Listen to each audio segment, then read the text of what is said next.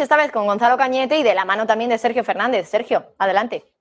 Vamos a continuar con el análisis en un día, en una semana, desde luego, muy movidita para los mercados y lo vamos a hacer de la mano de Gonzalo Cañete, de Brújula de Mercados. ¿Qué tal, Gonzalo? Muy buenas. Hola, Sergio, ¿qué tal? ¿Cómo estáis? Muy buenas, encantado de tenerte por aquí y te voy a hacer más o menos las mismas preguntas que acaba de hacer mi compañera. Quiero preguntarte por el dato que acaba de salir, la inflación favorita de la Fed, que parece que no ha sido del todo mala, por lo menos no tan mala como el dato de ayer de PIB, pero quiero que nos analices, que nos cuentes un poquito cuál es tu lectura. No, yo creo que es buena en el sentido de que no es un dato malo. Es decir, mientras no empeore la tasa de inflación, se celebra abiertamente por el mercado. Es una buena noticia que la inflación no esté incrementándose porque significa que el plan va acorde a lo esperado, que la Reserva Federal no se ve presionada para seguir con políticas monetarias duras, que es lo que teme el mercado. Y por tanto creo que, de hecho, el ajuste que ha habido después del dato inmediatamente mostraba muy bien cuál sería la tendencia. El ajuste que ha habido ha sido un enfriamiento del bono americano, los rendimientos bajaban, el SP500 seguía fuerte, contando con toda la racha del dato negativo que salió del GDP de Estados Unidos. El dato negativo de la tasa de crecimiento de Estados Unidos alegró al mercado porque, de nuevo, como en 2012 y en 2013, estamos en un mercado que es maníaco-depresivo y los datos malos alegran la renta variable porque significa que la Reserva Federal se calma, se sienta y no va a seguir dando una política dura, que es lo que realmente teme Wall Street, una política de baja liquidez. Aunque he compartido en redes hace pocos minutos que el balance de la Reserva Federal vuelve a reducirse y básicamente es una regla fundamental, universal, natural. Si reducen la cantidad de dólares que circula en la economía, como es la reducción del balance de la Reserva Federal, volviendo a colocar los activos que compraron durante la QE y retirando los dólares en circulación, el mercado antes o después tiene que caer. De hecho, el gráfico que compartió en redes sociales muestra una divergencia clarísima entre un SP500 subiendo, Wall Street subiendo, con un balance de la Reserva Federal bajando, cuando por lo general van correlacionados. Entonces, dicho esto, lo que quiero decir simplemente, Sergio, para recalcarlo, para que el público lo entienda, los datos malos macro, un bajo crecimiento en la economía de Estados Unidos es positivo. ¿Por qué? Porque la Reserva Federal no se atreverá a castigar a la economía con mayores tasas de interés, mayores costes de financiación. Un dato de inflación que se mantiene estable sigue siendo positivo. ¿Por qué? Porque la Reserva Federal tampoco tiene por este lado un argumento para implementar esa política dura, seguir subiendo los tipos, etcétera, etcétera. Entonces, los rumores de ayer de una llamada broma fake que le hicieron a Powell diciendo que subiría los tipos de interés incluso en 2 ocasiones, también asustaban y cuando ves estos datos dices, no lo van a hacer. ¿Por qué? Porque con una tasa de crecimiento en Estados Unidos que se va quedando cada vez más rezagada y más débil, tal como muestran los datos macro, y con una tasa de inflación que no parece estar repuntando, ¿qué necesidad hay de todo esto, no? Añádale además el tema de la crisis de liquidez a nivel bancario regional en Estados Unidos. ¿Qué necesidad hay de seguir dando una política monetaria dura que apriete las tuercas al sector financiero de Wall Street, ¿no? No se le va a apretar las tuercas a Wall Street, no lo parece desde luego, y el mercado lo celebra. SP500 sigue en positivo con una recuperación brutal desde ayer tras un dato negativo y malo de la economía americana. Y el bono ahora, el bono americano a 10 años, por ejemplo, el de 2 años también, todos enfriaban el rendimiento, viendo pues eso, que la expectativa no es que la tasa de interés siga subiendo, sino que más bien pueda haber un cambio en esto. Pero, insisto, el factor fundamental que hay que vigilar es si realmente el balance de la Reserva Federal sigue reduciéndose. Metió un zambombazo al alza cuando se abrieron las ventanas de liquidez para el tema de Silicon Valley Bank, volvió a incrementar el balance, ahora lo está reduciendo de nuevo, volvemos al punto de inflexión inicial. Eso sí que es importante porque eso sí que afecta de manera subyacente al mercado y si se confirma, una vez que lleguemos a niveles similares, continuarían con la bajada de balance y esto va a restar liquidez a los mercados en general, tanto internacional, pero sobre todo para Wall Street, y por H o por B acaba dragando el mercado hacia abajo, reduciéndolo, porque no hay suficiente dinero en circulación y eso encarece, claro, el rendimiento. Federal, la semana que viene saldremos de dudas, más ya de llamadas inoportunas, como la que comentabas tú a Jerome Powell. Y yo te quiero preguntar por el hoy, por la última sesión de la semana. Quiero que nos cuentes qué esperas de esta última sesión de viernes. Los futuros de momento venían en negativo. No sé qué crees que puede suceder en el día de hoy. Yo creo que el mercado va a ser con un cierre optimista. Desde luego, lo que estamos viendo esta última semana al cierre es que las expectativas que tengan tanto los funcionarios y administradores son buenas. Fondos de inversión probablemente también, sencillamente porque lo que ven es que el repunte que está teniendo el mercado nos devuelve a niveles más o menos razonables. Es decir, ni siquiera estamos diciendo que el mercado esté en condiciones mejores. Lo que estamos diciendo es que toda la bajada con la que arrancamos la semana por miedos a otra crisis bancaria en Estados Unidos se diluyen en el momento en que a mitad de semana, finales de semana, se da un dato negativo a nivel macro, se da ahora un dato estable, incluso positivo a nivel de inflación, porque no repunta, no sube, y por tanto el plan va según lo esperado. La Reserva Federal, repito, qué necesidad tiene de ponerse severa o dura en política monetaria, y esto sin duda el mercado lo celebra. Nos queda ver cuál es el capítulo. Por eso yo lo que más bien diría sería que estemos expectantes, porque lo único que estamos viendo ahora es que el mercado recupera cierto pulso, pero que nadie se le olvide, no hemos superado esos 4.254 como 4.300 puntos en el S&P 500, en el Standard & Poor's.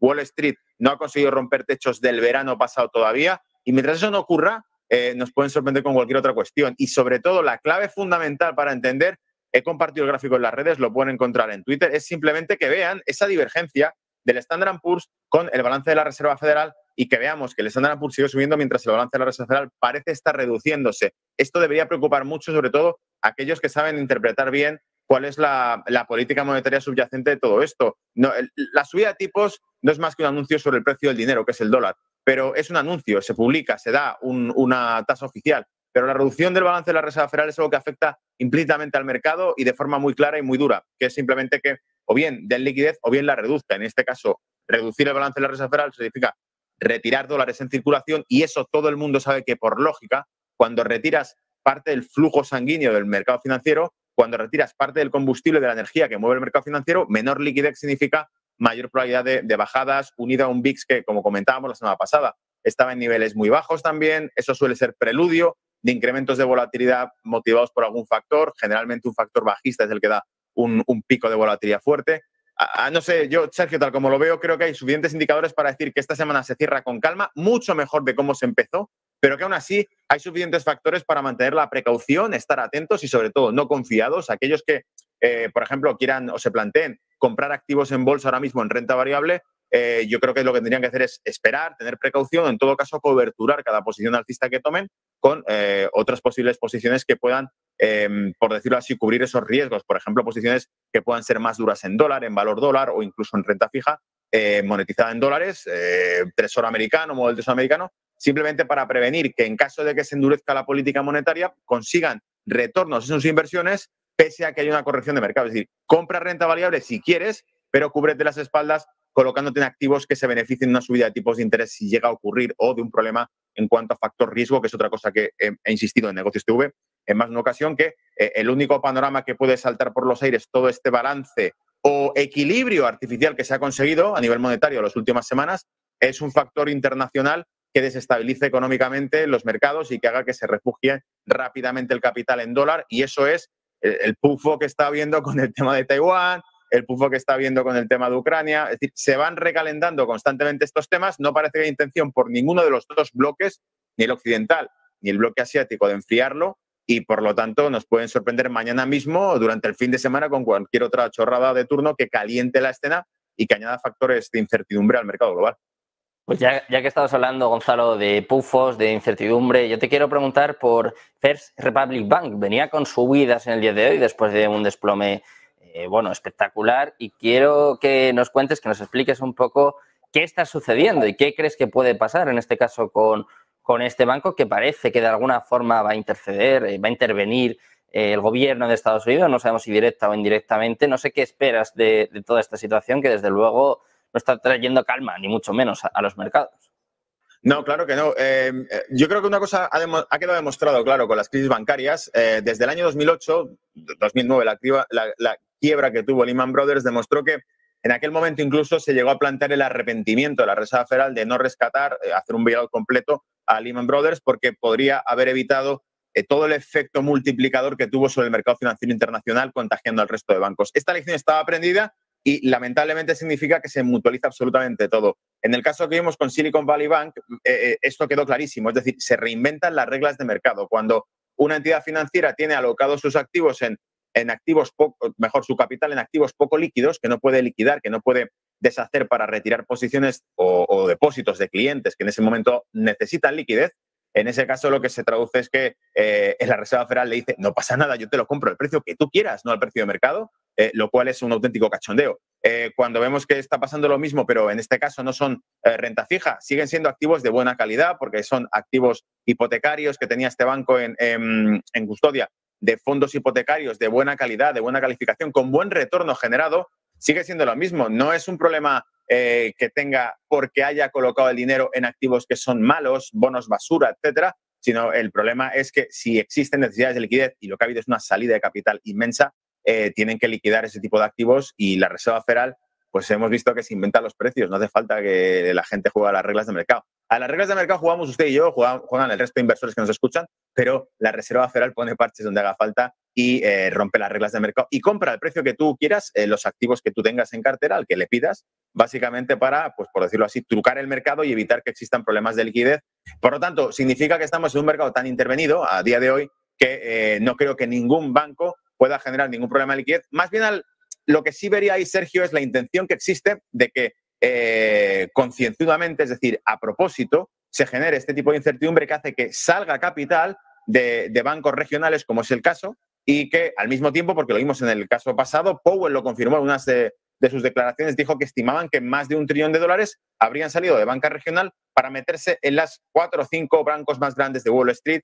Por lo tanto, aquí hay un beneficiario, claro. Si cada crisis de estas lo que hace es salir dinero, drenarlo de ahí para introducirlo en las grandes firmas financieras, lo que se está haciendo es básicamente formar una estructura casi oligopólica de 4 o 5 firmas financieras, que no es la primera vez en la historia que ocurre. Aquí lo hemos comentado en este programa, lo he dicho más de una ocasión.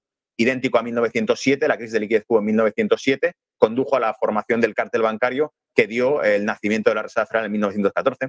O sea que este tipo de cosas ya la vieja escuela de Wall Street las conoce y han ocurrido antes. Crisis financieras que afectan a bancos comerciales pequeños, que son absorbidos por grandes bancos de inversión de Wall Street, que se hacen mucho más fuertes y que luego, claro, a partir de ahí pueden manejar el mercado para transiciones futuras. ¿Cuál es la transición futura? ¿Hay una Reserva Federal que se vaya a crear? Pues igual que en 1914 nacía la Reserva Federal de ese cártel bancario, yo creo en este caso probablemente esta crisis de liquidez regional que está engordando a los 4 o 5 bancos grandes de Wall Street genere en poco tiempo lo que sea un proyecto que no será la Reserva Federal, sino que será más bien la CBDC, un dinero digitalizado controlado por la Reserva Federal con el beneplácito de estas 4 o 5 firmas que estén de acuerdo con ello y por lo tanto se puede hacer. Solo se está consolidando el dinero en pocas manos para que se pueda hacer un plan mucho más sólido del lanzamiento de un Fedcoin o de un dólar digital por parte de la Reserva Federal. ¿Qué te parece? Ya a mí ya me ha entrado el sudor frío por el cuerpo, ya me ha entrado un poco de miedo, así que lo vamos a dejar aquí. Muchas gracias, Gonzalo, por tus análisis. Que pases buen fin de semana, buen puente. Nos vemos pronto por aquí. Igualmente, Sergio, un placer.